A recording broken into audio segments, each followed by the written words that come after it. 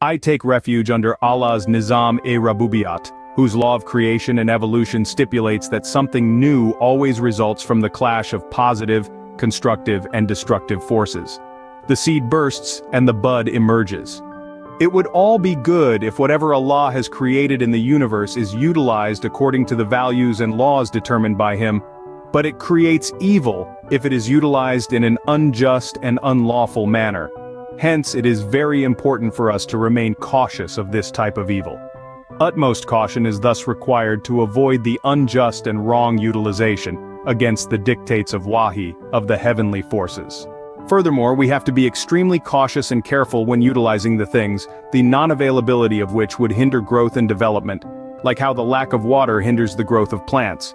The opponents of this system will unleash propaganda which, through its psychological effect, could weaken our firm resolution, dampen our spirits, and create doubts in our minds. This may result in our convictions being shaken. Therefore, we also have to be careful and cautious of such activities of the opponents. Also, there will be people who will be extremely jealous of our successes. We also have to be careful of their jealousy and malice. These are the evil and destructive forces which we have to remain careful about. The practical way to ensure this would be to fully obey the divine laws, thus remaining within His protective custody.